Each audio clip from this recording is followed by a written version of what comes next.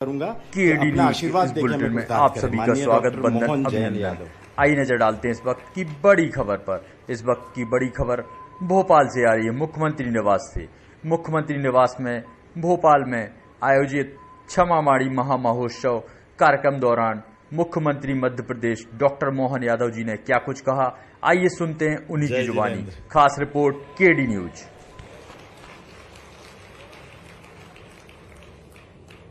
आज के इस बहुत ही गरिमापूर्ण, आनंददायी, शुभदायी और मन को एक तरह से आत्मीयता से डुबोने वाले इस पूरे मंच के लिए अभिनंदन करें आप जोरदार तरीके से हमारे अपने पूरे मंच के लिए।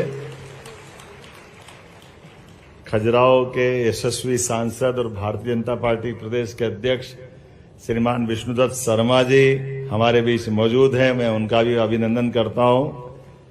इसी मंच पर मौजूद जिन्होंने अभी अपना विस्तार से विषय रखा, हमारे सुयोग्य मंत्री श्रीमान चैतन्य कश्यप जी, मध्य प्रदेश शासन मंत्री एमएसएमई, हमारे बहुत वरिष्ठ नेता और अभी बहुत कम शब्दों में लेकिन पूरी मन की बात कर दी, यशस्वी विधायक पूर्व मंत्री श्रीमान जयंत मलैया जी।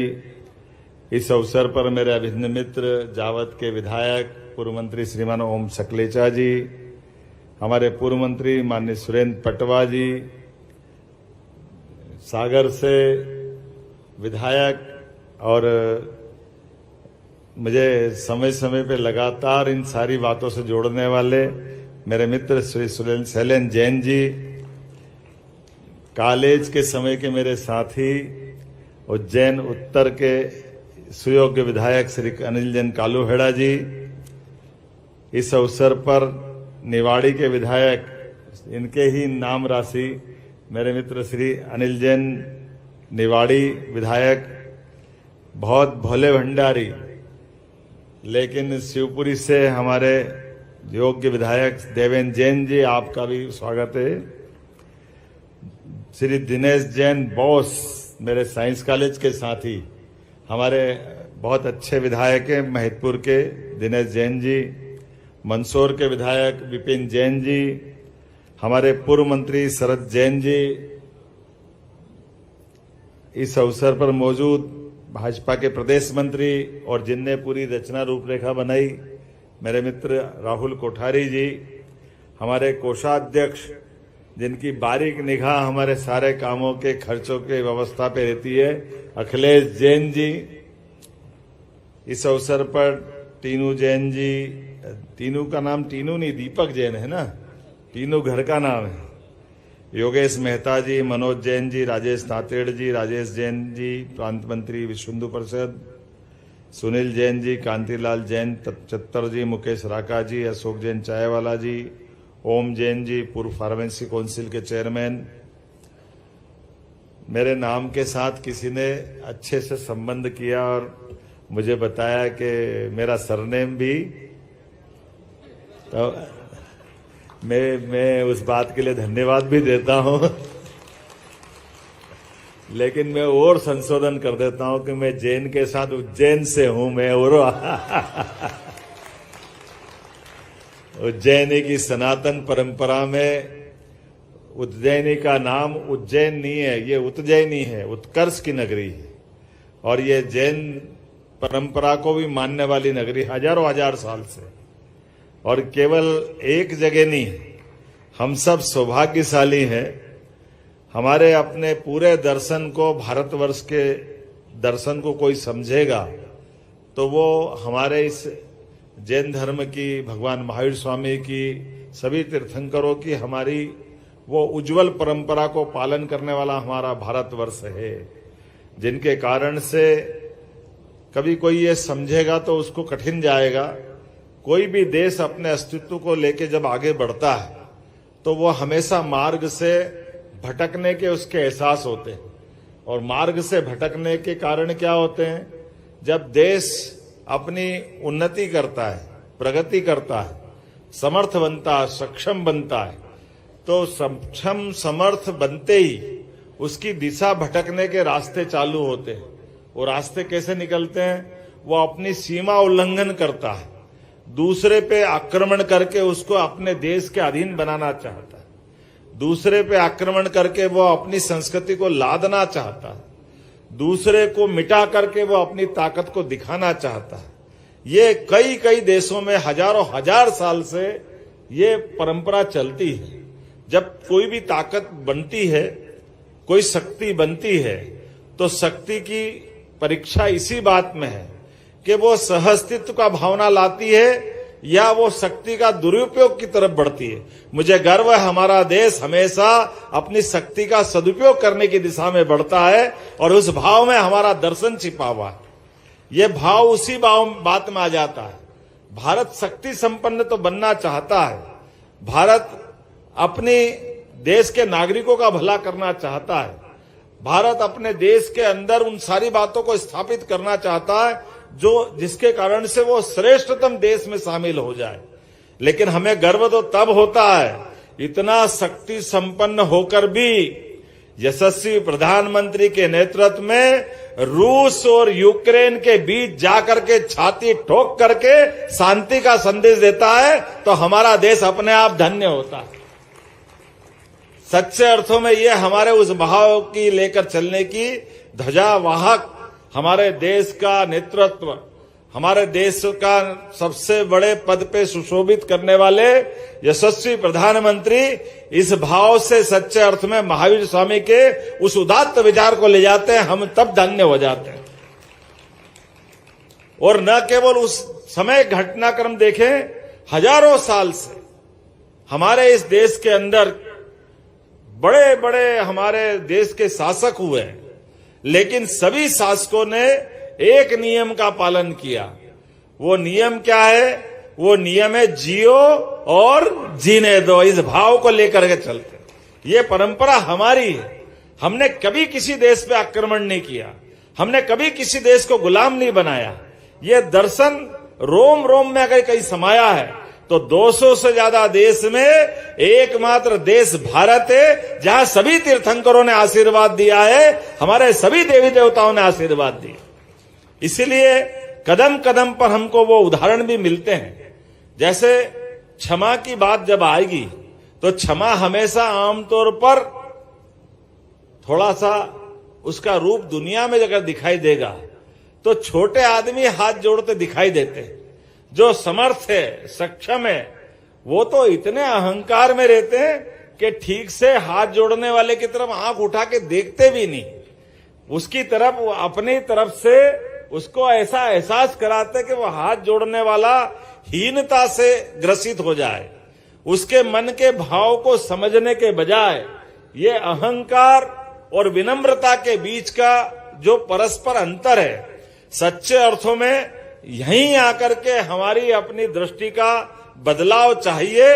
और ये जब छोटा आदमी बड़े आदमी के प्रति क्षमा का भाव रखे वो तो समझ में आता है, लेकिन बड़ा आदमी छोटे के प्रति विनम्रता धारण करे तो वो वीरता की श्रेणी में आता है। और ये वीरता का मार्ग दिखाने वाला दर्शन है।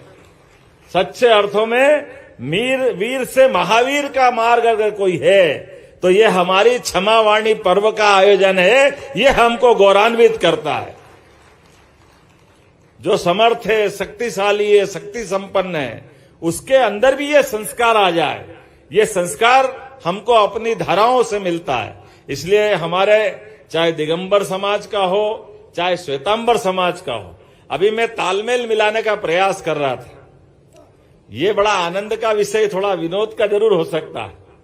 जब हमारे माननीय प्रदेश अध्यक्ष जी ने क्षमा पर्व में उत्तम क्षमा से अपना मार्ग उनने शब्द बोला तो मुझे लगा दिगंबर समाज की धारा को उनने पालन किया।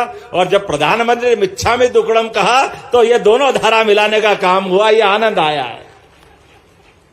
शब्दों से शब्द के भाव को समझने की जरूरत। इसलिए हमारे यहां नदियों का अपना महत्व है, लेकिन नदी का आनंद तब बढ़ जाता है जब त्रिवेणी संगम हो जाता है।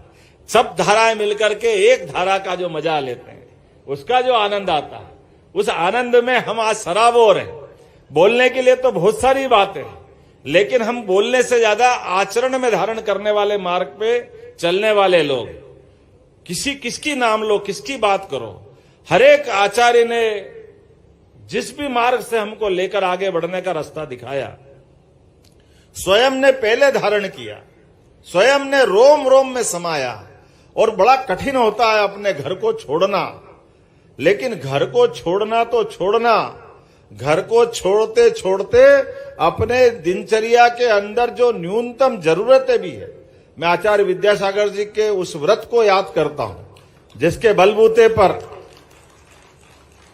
जीवन के लिए जो जरूरी है, वैसे भी 24 घंटे में एक बार आहार ग्रहण करना है, लेकिन उस आहार ग्रहण करने में भी शक्कर नहीं, नमक नहीं, सूखा या किसी प्रकार का मेवा नहीं, और तो तेल भी नहीं, तो बचेगा क्या, मैं ये सोच सोच के डर जाता हूं। लेकिन पूरा जीवन आनंद से गुजारते हैं। वो अपने लिए नहीं जी रहे थे, वो हम सबको मार्गदर्शन कर रहे थे। हमारे बीच में हमने अपनी आंखों से, ये हमारे जो चर्म चक्षु है, इन चर्म चक्षुओं की सीमाएं हैं, इन सीमाओं के अंदर हम जो देखते हैं उसमें बहुत सारे शंका, बहुत सारे मार्ग में कई प्रकार की अउल्लेखनीय उल्लेखनीय घटनाएं घटती है। लेकिन इनके बीच में भी जैसे कमल दल अपने विशाल तालाब में, सागर में, अपने बीच इतनी जलराशि के बावजूद भी एक बूंद भर भी जल अपने पत्ते पे पसंद नहीं करता है।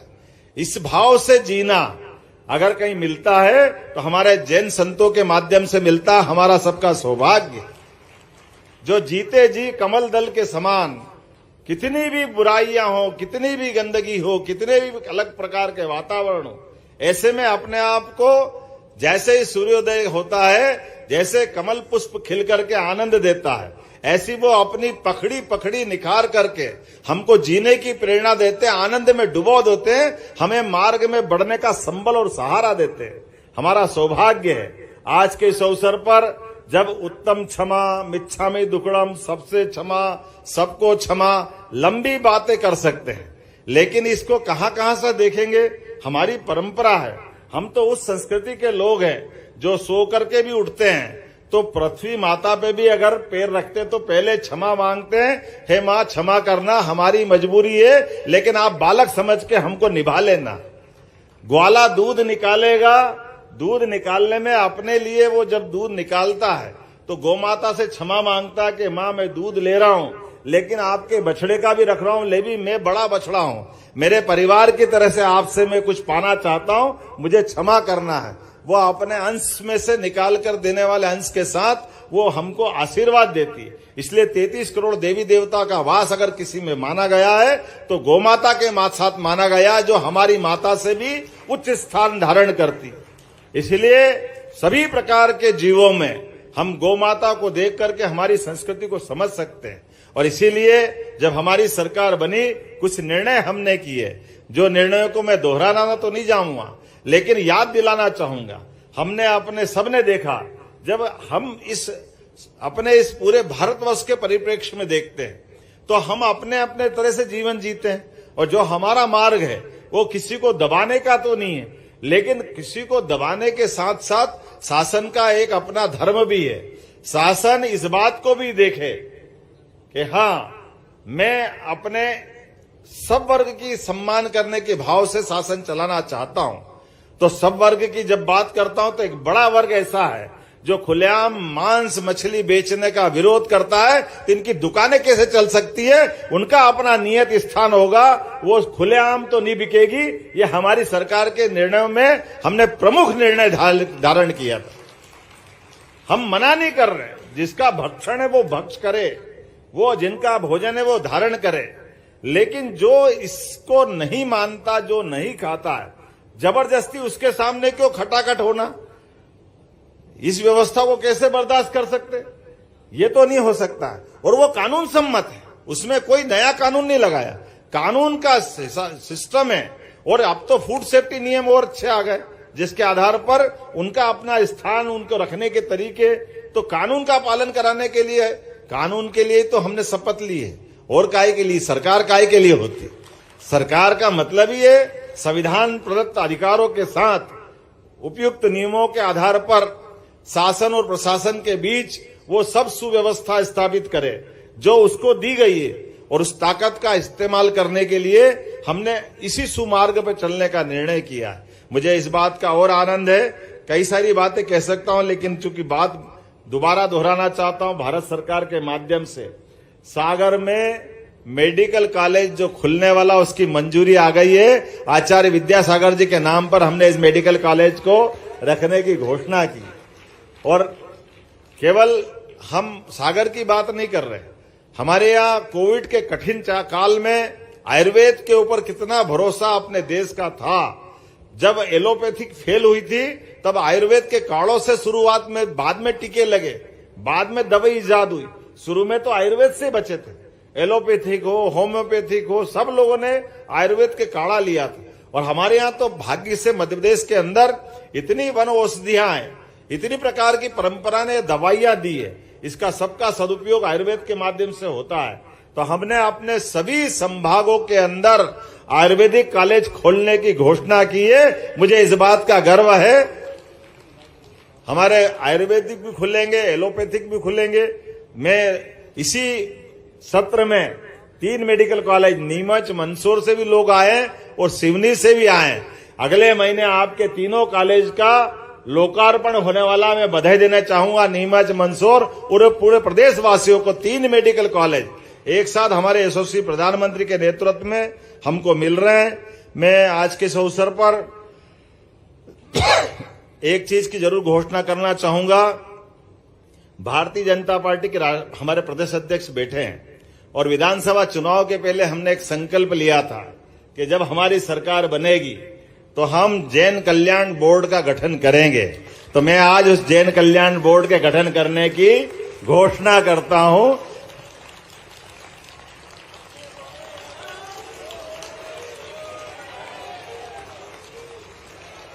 जो सभी प्रकार के भी खड़े होकर के अभिनंदन करें मुख्यमंत्री जी का। बहुत बहुत आभार, आप विराजे।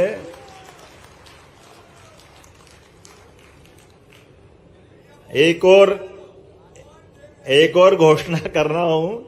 हमारे बिहार के दरमियान हमारे मुनिगण, आचार्यगण, साधु संत जब भी किसी स्थान पर नगरीय निकाय के या पंचायत के क्षेत्र से गुजरेंगे और कोई शासकीय भवन की अगर उनको आवश्यकता लगेगी, शासन निःशुल्क उपलब्ध कराएगा, सर्वोच्च प्राथमिकता से उपलब्ध कराएगा। ये हमारी जवाबदारी है। उनने तो मन का संकल्प लिया है, वो तो देव मार्ग पे चल रहे हैं, लेकिन बाकी चीजों के लिए सरकार का काम ही है कि सरकार इन सारी बातों का विचार करे। एक और बात, आप कोई नई गौशाला अगर खोलना चाहेंगे तो सरकार 40 रुपया प्रति गौमाता के हिसाब से उसका भी प्रबंधन करेगी और गौशालाओं को प्रोत्साहन देंगे। हमारी सरकार ने केवल गौशाला को रखना ऐसा नहीं है, और भी बड़ा निर्णय किया है कि हमारे यहाँ तो दूध दही की नदियां बहती थी, हमारी परंपरा इतनी उज्जवल है। और ऐसे में गरीब से गरीब आदमी भी अपने खेती बाड़ी के साथ में वो पशुपालन करते हुए, गोपालन करते हुए अलग से आय बढ़ाता। तो हमारी सरकार ने निर्णय किया है कि जो हमारी ऐसी गौमाता जो दूध नहीं देती है, बीमार है, अपाहिज है, लावारिस है, वो तो सारी गौशालाएं हम सरकार के माध्यम से चलाएंगे। लेकिन घर घर गौमाता लोग पाले, इसको प्रोत्साहन देने के लिए इसमें भी अनुदान देने वाले हैं। 10 से ज्यादा जो गाय पालेगा, दूध को सरकार को या अपने नियत दूध सहकारी दुग्ध संघ को देगा, इसके ऊपर भी दूध के ऊपर बोनस चालू करने का निर्णय भी हमारी सरकार ने किया है और इसको हम लागू करने वाले हैं। आज के इस अवसर पर बोलने के लिए तो बहुत सारी बातें थी, लेकिन जैसे आपने वीडियो थोड़ी देर पहले आया उसमें देख लिया है। नई शिक्षा नीति के माध्यम से हमारे तीर्थंकरों की श्रेष्ठ शिक्षाओं को हमने पाठ्यक्रम में स्थान देने का प्रयास किया है, ताकि हम अपने दर्शन को आने वाली पीढ़ी को भी समझा सकें। और जो हमारे धर्म का मानने वाला भले ही नहीं हो, लेकिन वो जानना चाहता जैन धर्म क्या है, जैन दर्शन क्या है, जैन हमारे तीर्थंकरों भगवानों ने क्या किया, उनके सभी पक्षों को पढ़ने के लिए अगर वो मौका चाहेगा तो उच्च शिक्षा और स्कूल शिक्षा में पाठ्यक्रम में हम स्थान दे करके एक तरह से इस बात को भी समझाना चाहेंगे। मैं आज के इस अवसर पर इस पूरे आयोजन के लिए सभी मित्रों को बधाई देना चाहूंगा जिनने बहुत मेहनत की है। सारे के सारे मंच के सामने बैठे हुए सम आदरणीय सभी भाइयों बहनों को भी नमस्कार करता हूं और भगवान महावीर स्वामी हम सब पे कृपा करेंगे। बोले भगवान महावीर स्वामी की बहुत बहुत धन्यवाद सर। और आपने बताया कि जैन होने के साथ साथ उज्जैन से आप हैं, तो मेरा भी सर उज्जैन से नाता है। मेरे जो ब्रदर थे सर, वो विक्रम विश्वविद्यालय के वाइस चांसलर डॉक्टर राजकुमार नांदगांवकर थे जी। आंधी दरख्तों को जमीन पे गिरा जाएगी, वही शाख बचेगी जो लचक जाएगी। आदमी हो दोस्त आदमी बनो, सिसकते साज की रागनी बनो, और इस दुनिया से नफरत की आग मिटाने के लिए क्षमा की शीतल चांदनी बनो। इन्हीं शब्दों के साथ श्री राहुल कोठारी जी, प्रदेश मंत्री भारतीय जनता पार्टी को मैं आमंत्रित करता हूं आभार प्रदर्शन के लिए। श्री राहुल कोठारी जी। परम आदरणीय मुख्यमंत्री डॉक्टर मोहन यादव जी, आपका वक्तव्य हो या आपका कृतित्व हो, आभार करना संभव नहीं, सहज नहीं। यदि संभव है तो हम सब उपस्थित हजारों जैन धर्मावलंबियों द्वारा तन और मन से आपका क्षण क्षण अभिनंदन।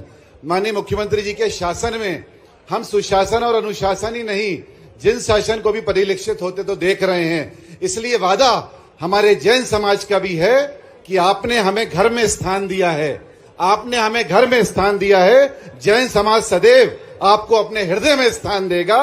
आपसे उत्तम क्षमा और इच्छामि दुक्कड़म। भारतीय जनता पार्टी के प्रदेश के अध्यक्ष, कुशल संगठक श्री वी.डी. शर्मा जी, प्रभावशाली प्रशासक श्री चेतन कश्यप जी, श्री जयंत मलैया जी, श्री अनिल जैन कालूहेड़ा जी, सभी विधायकगण, पार्टी के संगठन के पदाधिकारीगण, पत्रकार बंधु, सीएम हाउस के अधिकारीगण, कार्यकर्ता साथियों एवं पधारे प्रदेश भर से हजारों जैन धर्मावलंबियों, सभी का जनता के सेवक डॉक्टर मोहन यादव के द्वार पर हार्दिक आभार है, वंदन है। जय जनेन, जय हिंद, जय भारत।